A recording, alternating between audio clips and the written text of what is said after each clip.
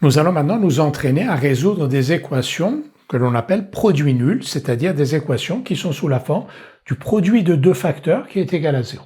Quand le produit de deux facteurs est égal à 0, c'est que l'un ou l'autre des facteurs est égal à 0. Donc 3x plus 5 fois moins x plus 4 égale 0 équivaut à 3x plus 5 égale 0 ou moins x plus 4 égale 0.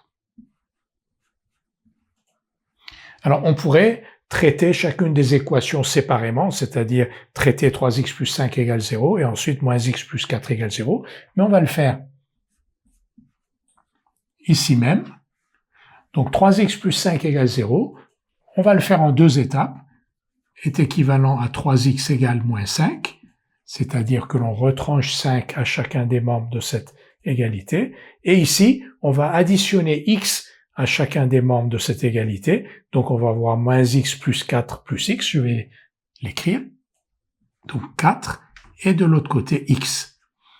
Donc si je rajoute x ici, je vais avoir 4, et si je rajoute x ici, je vais avoir x. Alors on va le remettre à l'endroit de x, et maintenant, 3x égale moins 5 est équivalent à x égale moins 5 tiers.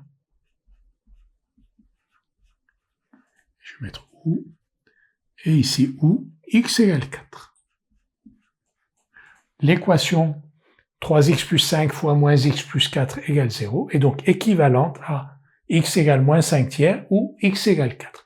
Pour x égale moins 5 tiers, c'est le facteur 3x plus 5 qui est égal à 0, et pour x égale 4, c'est le facteur moins x plus 4 qui est égal à 0. Si le produit de ces deux facteurs est égal à 0, c'est que l'un ou l'autre des facteurs est nul, c'est ce que l'on écrit ici. Donc l'ensemble des solutions,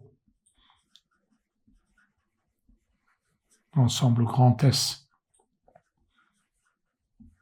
des solutions de l'équation produit donc que l'on nous a donné, 3x plus 5 fois moins x plus 4 égale 0, et donc grand S égale moins 5 tiers et 4.